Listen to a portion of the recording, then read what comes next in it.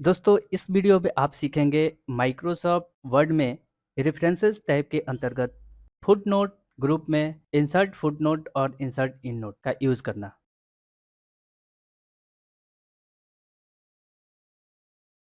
तो दोस्तों सबसे पहले हम ये जानते हैं कि जो इंसर्ट फुटनोट और इन नोट होता है वो क्या होता है। अगर हम चाहते हैं कि अपने डॉक्यूमेंट में किसी टेक्स्ट के बारे में डिटेल्स लिखें और वो डिटेल्स यहाँ पर लाइन में न लिख करके आए और हम उसके बारे में पढ़ लें, तो उस स्थिति में हम इंसर्ट फुटनोट और इंसर्ट इननोट का यूज़ करते हैं। अगर आपको इंसर्ट फुटनोट का यूज़ करना है तो सबसे पहले हम उस टेक्स्ट को सेलेक्ट करेंगे जिस टेक्स्ट के बारे में हमको कोई नोट्स लिखना है। तो हमने इस टेक्स्ट को सेलेक्ट किया और सेलेक्ट करने के बाद इंसर्ट फुटनोट पर क्लिक किए। जैसे ही हम लोग इंसर्ट फुटनोट पर क्लिक किए हैं तो यहाँ पर एक नंबर देकर के आया है और ये आया है पेज के नीचे। तो हम उस टेक्स्ट के बारे में लिखेंगे जिसको हमने सेलेक्ट किया था। तो हमने सेव को सेलेक्ट किया था, यानी अगर हम अपने डॉक्यूमेंट को सेव करना चाहते हैं तो उसको कैसे सेव करेंगे, ये चीज़ वहीं पर दिखाए जहाँ पर सेव का टेक्स्ट लिखा हुआ है। तो हम यहाँ पर वही टेक्स्ट टाइप करेंगे जैसे हम सेव करते हैं। हमने ये टेक्स्ट लिख दिया और लिखने के बाद हम डबल क्लिक करके बाहर निकल जाएंगे। तो हम जिस टेक्स्ट को सेलेक्ट किए थे उस टेक्स्ट में जा कर के देख रहे हैं तो यहाँ पर एक नंबर लिख करके आया है और वहाँ पे आया है कि अगर आपको सेव करना है तो कंट्रोल के साथ एस प्रेस कीजिए, टाइप फाइल नेम और इंटर।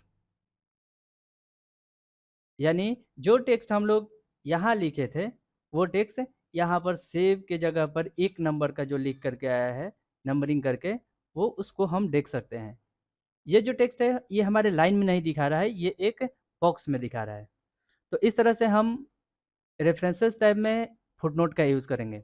दोस्तों ये जो फुटनोट होता है वो पेज के अंत में दिखाता है, यानी जिस पेज में किसी टेक्स्ट को सेलेक्ट किया है वो उसी पेज में लास्ट में ऐड होकर के आएगा। लेकिन जो एंड नोट होता है वो डॉक्यूमेंट के अंत में आता है। डॉक्यूमेंट कहने का मतलब है कि जितना हमने ये पेज लिखा है इस पेज के लास्ट वाले पेज में। तो इसको भी हम लोग करके देखते हैं। इंसर्ट इन नोट पे हमने क्लिक किया, फिर से एक बार हम टेक्स्ट को सेलेक्ट कर ले रहे हैं। हमने सेलेक्ट किया ईपीएस फॉन्ट स्कैनर को और क्लिक किए इंसर्ट इन नोट पे। तो यहाँ पर 2 नंबर दे कर के आया है। अब हम इसके बारे में कोई चीज़ लिखना चाहते हैं। ये यहाँ पर 2 नंबर दे के आया है, तो जिस टेक्स्ट को हम सेलेक्ट किए थे वहाँ पे भी 2 नंबर दे कर के आया हुआ है। देख लेते हैं कि कहाँ हम सेलेक्ट किए थे। ईपीएस फॉन्ट स्कैनर ढूँढ लेते हैं कि कहाँ पर है ईपीएस। ये देखिए यहाँ पर लिख कर के आया है 2 नंबर और जैसे ही हम लोग उस पे माउस का पॉइंटर ले गए हैं, तो दिखा रहा है टर्न ऑफ या on the EVS font scanner with this, ऐसे करके लिख कर के आया है। तो इस तरह से हम अपने किसी टेक्स्ट के बारे में कोई नोट्स लिखना चाहते हैं और वो नोट्स उसी जगह पर लाइन में न लिख कर के आए, जबकि वही नोट्स किसी बॉक्स में दिखा दे, तो उस स्थिति में हम लोग इंसर्ट फुटनोट और इंसर्ट इंडनोट का यूज़ करते हैं। अगला ऑप्शन दिया हुआ है नेक्स्ट फुटनोट। जैसे हमने अगर 2 फुटनोट ऐड कर लिया, तो पहले अगर फुटनोट में यहाँ पर क्लिक है और दूसरे फुटनोट में जाना है तो नेक्स्ट फुटनोट पर क्लिक करेंगे तो हम उस फुटनोट में पहुँच जाएँगे। अगर हमको नोट्स शो करके देखना है तो शो नोट्स पर क्लिक करेंगे, view notes area, view notes in note area. तो आपको कौन सा देखना है, फुट नोट एरिया देखना है कि इन नोट एरिया देखना है। तो हमने क्या किया, व्यू फुट नोट एरिया और ओके कर दिया। तो जहाँ पे हमारा फुट नोट ऐड रहेगा सीधे हमारा कर्सर वहीं पर आ जाएगा। तो इस तरह से हम माइक्रोसॉफ्ट वर्ड में इंसर्ट फुट नोट और इंसर्ट इन नोट का यूज़ करते हैं।